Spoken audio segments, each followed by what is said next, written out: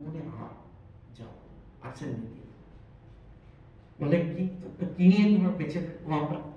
বলে কেন তোমরা আমার লীলা চিন্তন করবে, পরস্পরে তোমরা কথা বলবে, আমার কথা বলবে, তাহলে দেখবে তোমরা আমাকে পাবে। এটি ছিল। তাহলে ভগবান এমন উদ্যান করে কি জাগিয়ে গেলেন? ব্যাকুলতা। সাধক জীবনে এটি হচ্ছে শ্রেষ্ঠ সম্পদ। এই ব্যাকুলতা অগ্নি যেন কখনো স্থিমিত না হয়, লুপ্ত না হয়, এর গতি যেন সমানভাবে চলে। ঠাকুর কথা বলতে বলছেন ব্যাকুল বলে পরিণত, অর্থাৎ সূর্য যে উঠবে এটা আমরা বুঝতে পারি। তবে শুরু হয়েছে আমার জীবনে। তো এই সুরক্ষির মধ্য দিয়ে না ভগবান সেটি রূপিয়া তাদেরই তারাই বলছে যে কি নিয়ে বেঁচে থাকবো? তব প্রথম শব্দটা তোমার। ঠাকুর প্রাথমিকে বলছেন আমি আমার অজ্ঞান, দেখুন গোপুরা বলছেন তোমার। তারা নিজেদের এত চিত্ত শুদ্ধ হয়েছে ভগবানকে এতটুকু সময় পাওয়ার পরে তোমার কথা মৃত, শুধু কথা নয়, এর শব্দ শক্তি রয়েছে। শব্দ ব্রহ্ম, অমৃত। অমৃত শুনলেই কত আনন্দ হয়। অমৃত যদি পান করা যায়, অমৃতত্ব লাভ করা, তার জন্ম মৃত্যু নিরোধ হয়ে যায়। কথা তো বলছেন এই কথা অমর কথা, মানুষ এটা শুনে মানুষ তৃপ্ত হবে, মুক্তি লাভ করবে, তাই অমৃত এ কথা। তাই ভাগবতে কিছু রসিক লোক একটু বলছেন ও কথা কি, ও মৃত কথা, ও কেউ শুনবে না, তার মানে এটা তোরা মজা করে বলছেন, কিন্তু কথা অমৃত, অমৃত এটা। মানুষ গ্রহণ করলে, শুনলে, অনুশীলন করলে অমৃতত্ব লাভ করবে। তব কথা অমৃত। এই হচ্ছে, এটা নিয়ে আমরা বেঁচে থাকবো। তখন গোপীদের মতো আলোচনা হচ্ছে, এটা নিয়ে কি করে বেঁচে থাকবো? বলা যায়? আচ্ছা বলো তো, পরস্পর একত্রিত হয়ে তোরা কৃষ্ণকে কি ভালোবাসিস? কেউ বলছে দেখো তার কি সুন্দর গাত্রোজ্জ্বল, কেউ বলছেন কেউ হাসি, কেউ বলছেন তার চোখ, কেউ বলছেন তার লাবণ্য, কেউ বলছেন তার কেশপাশ, কেউ বলছেন তার কেমন চলা, কেউ বলছেন তার এই মাঠে গোচারণ ভূমি, ইত্যাদি ইত্যাদি ভাবে বলছেন। এই তো এই লীলা, ভগবানের লীলা, এভাবেই আমরা ভগবানকে পেয়ে থাকবো। আলোচনা করছেন তা এই কথা এই বলছি একটা প্রয়োজন। এবার এইটাই হচ্ছে তিনটি প্রয়োজন আছে, তার মধ্যে তত্ত্ব জীবন। দেখুন এটি হচ্ছে খুব, আমাদের জীবন তো আছে, বেঁচে আছি আমরা, কিন্তু আমাদের জীবন বড় তত্ত্ব, বড় যন্ত্রণা আমরা অনুভব করছি। এই অনুভূতি প্রত্যেকের জীবনে থাকে, অর্থাৎ আমাদের অতৃপ্তি বোধ একটা। আমরা দুটো জিনিস চাইছি, শান্ত হতে, এটা চাইছি একটাই, প্রথম শান্ত হতে চাই, শান্তি পেতে চাই। শান্তি মানে, শান্তি কিন্তু একটা অন্য জিনিস। সুখ আর শান্তির মধ্যে পার্থক্য হচ্ছে, সুখ হচ্ছে জাগতিক বস্তু পেলে, ছিল না পেলাম, খারাপ হয়েছে বলে রিপ্লেস করলাম, কিন্তু শান্তি হচ্ছে মনের একটা আনন্দময় অবস্থা। সেটা জবদান করে পাই, তোমাদের বসাতে হবে, সেটা জবদান করে পাই, ভগবানের কাজ করে পাই, তার আলাপ আলোচনা করে পাই, সাধু সঙ্গ করে, ভক্ত সঙ্গ করে। এই যে আমাদের যন্ত্রণা, এটা তৃপ্তি কোথায়? মহারাজ এইটা হচ্ছে জীবন জিজ্ঞাসা। মানুষের যদি জীবন জিজ্ঞাসা না জাগে না, তাহলে হয় কথা ভেবে দেখুন, বিলাপ করছেন, কয়েকটি লাইন আছে, উপায় ঠাকুরের কাছে যে বলছেন উপায়, আমাদের কি কিছু হবে না, বা আমরা কার কাছে যাব, ইত্যাদি ইত্যাদি বলছে। উপায় কি? কথা কিন্তু আছে, আপনারা ভেবে দেখবেন।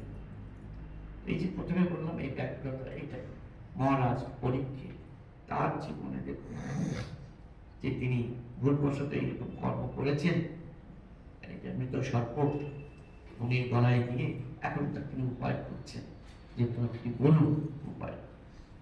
এবং তারও জীবনে ভগবান বুদ্ধ রাজার পুত্রের বৈরাগ্য জেগেছে, সাধারণ মানুষের নয়।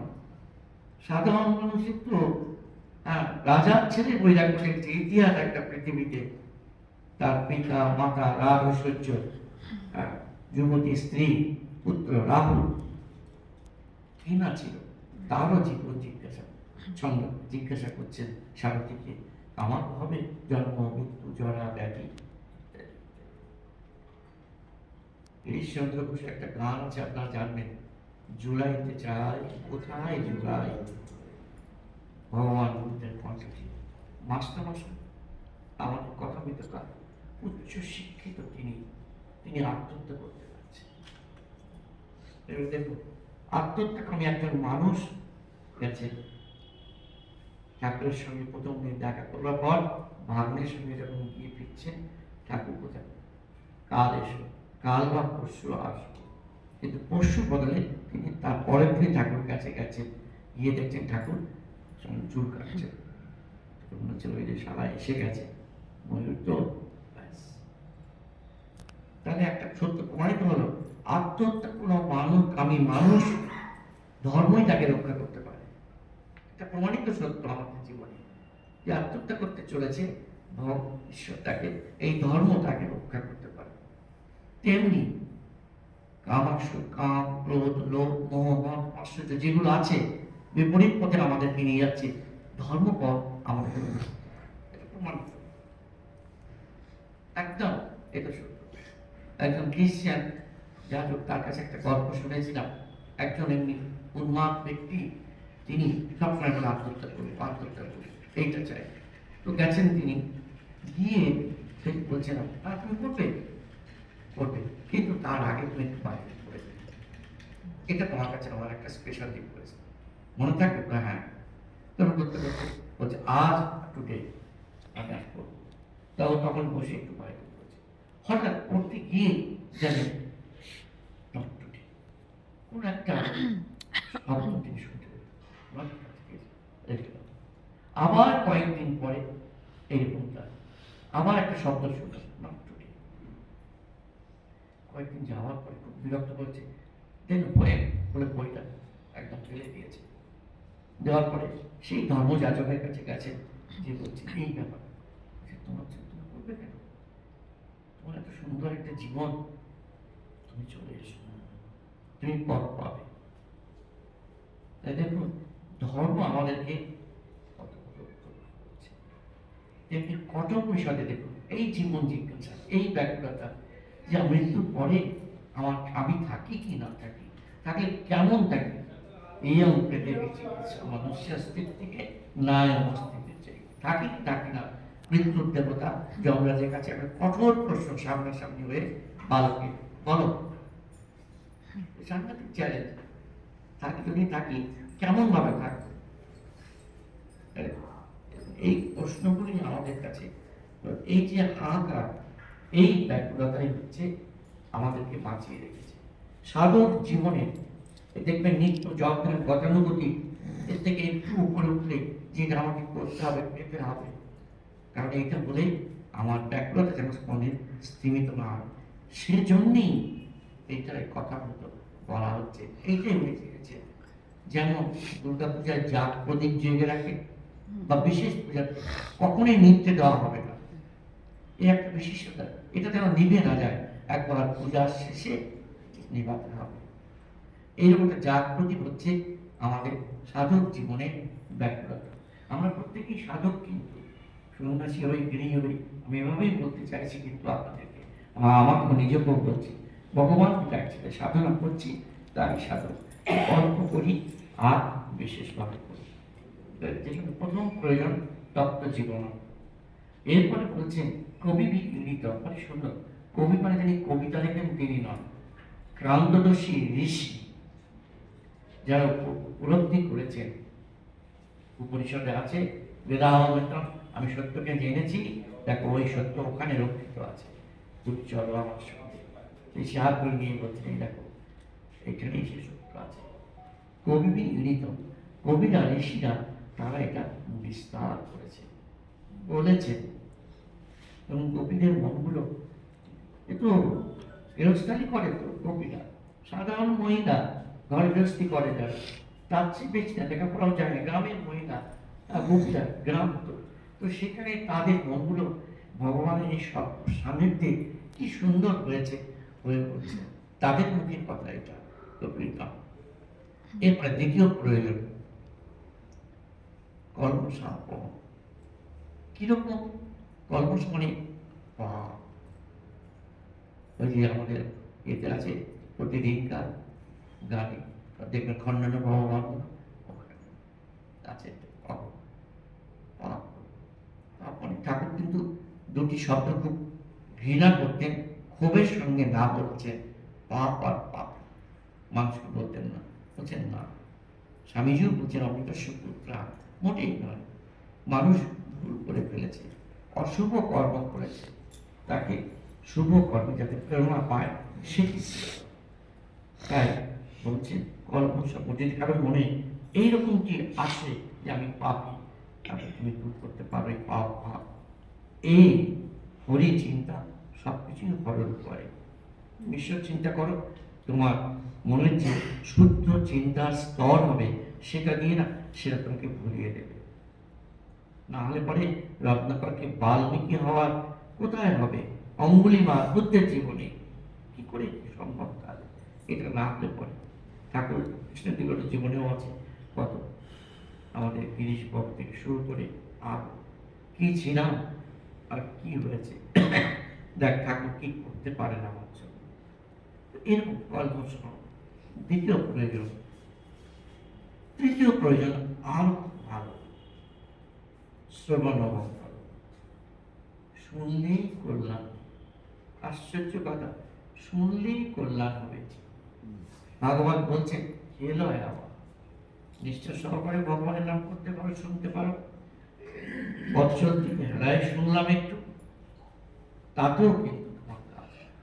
শ্রবণ মঙ্গল, শুনলেই কাজ হবে, কারণ এই কথা তো হরির কথা, সবকিছু হরণ করে নেবে তোমাকে। ভগবান যদি কখনো আমার সর্বস্ব হরণ করে, তাহলে আমি বলবো না না নিও না, নিও না, আমাকে নিও না। কখনই দিক ভক্ত করে তুমি আমার সর্বস্ব নিয়ে নাও। এটা হরি শব্দের একটা অর্থ হচ্ছে যিনি হরণ করেন। এইটাই হচ্ছে শ্রবণ মঙ্গল, শুনলেই কল্যাণ হবে। আর একটা কি, শুনতে শুনতে না আমাদের কান তৈরি হয়। কান যখন দূরে নেয়, মন সেটাকে সাপোর্ট করে, ওইটা রাখে।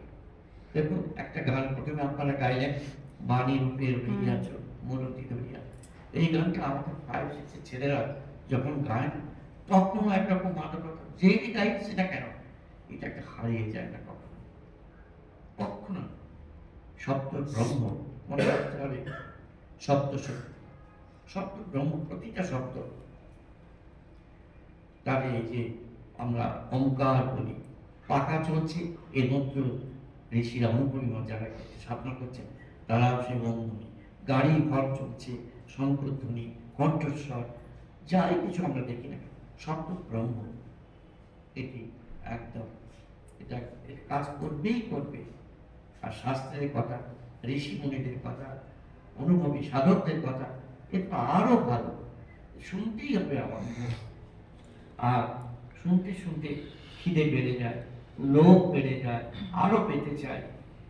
যত পাছে পাছে ছুটে যাব আমি, তত আরো পাছে পাছে আসবে গো তুমি। এটা ভগবান ভক্তের দিলা, যতই শুনতে চাইব না, এতে কখনই না। সারাদিনের সমস্ত কাজ শেষ হয়ে যায়, একটু কোনোদিন সময় না পেলেও অন্তত একটু গ্রন্থ সৎগ্রন্থ কিছু পড়বো। কেউ কথামৃত পড়েন, কেউ গীতা পড়েন, কেউ আর ওই চিন্তা করতে করতে আমি ঘুমিয়ে পড়বো। ঘুমিয়ে পড়া মানে কি, আমি আমার অস্তিত্ব হারালাম, মৃত্যু, আর তো যাই না, ঘুমের সময় আমার রাগ, দেশ, কান্না কিচ্ছু থাকে না। তখন তো আমি আর জানি না নিজে কি। তো এরকম একটা কথা ভাবতে ভাবতে আমরা এই যেমন চিন্তা জগতে তেমনি কর্মজগতে এটা আছে। শ্রবণ মঙ্গলম, এই পরপর তিনটি প্রয়োজন আমাদের শুদ্ধ। এবারে দেখুন শ্রীমদ আততম, মানে কথার ঐশ্বর্য আছে। কিরকম ঐশ্বর্য, এবং এটা খুব বিস্তারিত, সবাই জানে। যে জানেনি, জানে না, সে শুনবে। যে শুনেছে সে আরো শুনতে চাইবে। তার জীবনে এরকম ভাগ্য হোক। শ্রীমদ আততম বিস্তারিত, এই বিস্তার হবে কথা। একজন ইনফেকশন, করোনার মতো, একজন শুনলো আর একজন শুনলো। দেখছেন বিজ্ঞানীরা এই আসছে, এই যাবো, করুক না করুক, কিন্তু সে আসবে, বিস্তার হবে। শ্রীমনে ঐশ্বর্য আছে, কথার মধ্যে ঐশ্বর্য আছে। কি সেই ঐশ্বর্য? জ্ঞান, ভক্তি, যোগ, কর্মের সমস্ত সন্ধান কথার মধ্যে রয়েছে। বিরাট ঐশ্বর্য রয়েছে কথার মধ্যে। ঐশ্বর্য আছে বলেই শোনার ইচ্ছা হয়। দেখি তো, শুনি কেন এরকম হয় আমাদের। এই কথা ঐশ্বর্য যে মত আত্মা। এবার হচ্ছে ভূমি গেয়ন্তি যে